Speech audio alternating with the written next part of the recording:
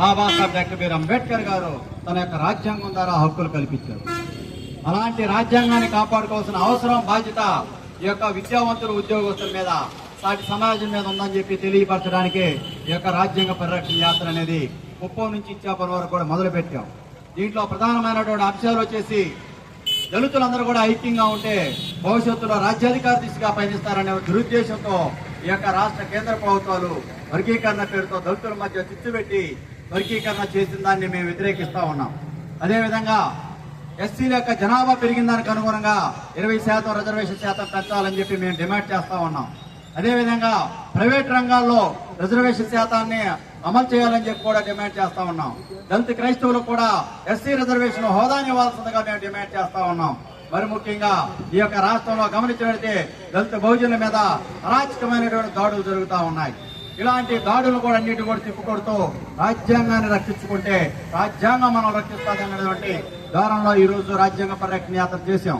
ఈ యొక్క కార్యక్రమంలో ఉండగానే ఇక్కడ ఉన్నటువంటి ఈ రోజు ఈ యొక్క ప్రపంచ మేధావి భారతరత్న బాబాసాహెబ్ డాక్టర్ బిఆర్ అంబేద్కర్ విగ్రహావిష్కరణ చేసుకోవడం చాలా మహోన్నతమైనటువంటి విషయం.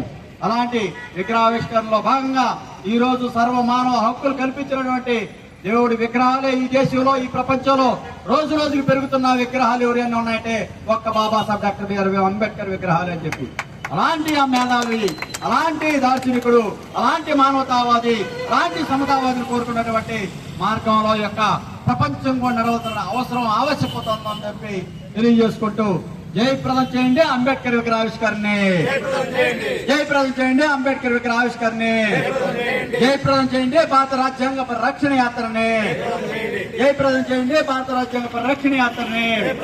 వర్ధిల్లాలి దళితుల ఐక్యత, వర్ధిల్లాలి దళితుల ఐక్యత.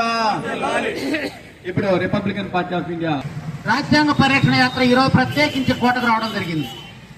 బాబాసాహెబ్ అంబేద్కర్ గారి విగ్రహాలు గ్రామాల్లోకి వెళ్ళినంతగా ఆయన లక్ష్యం కానీ, ఆయన రాసిన రాజ్యాంగంలో ఉన్న హక్కులు కానీ సాధారణ పౌరులకు చేరలేదు అనేది నిజవాదాంశం.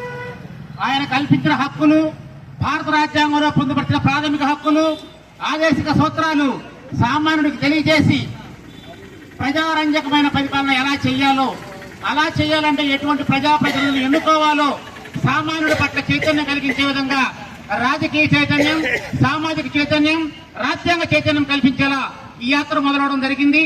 ఈ యాత్రలో పాల్పంచుకున్న ప్రతి ఒక్కరికి స్వాగతం పలుకుతూ కొత్తపాడులో అంబేద్కర్ గారి విగ్రహావిష్కరణ కార్యక్రమాన్ని చేయవలసిందిగా కోరుతూ, కాపాడుకుందాం భారత రాజ్యాంగాన్ని, కాపాడుకుందాం భారత రాజ్యాంగాన్ని, కాపాడుకుందాం.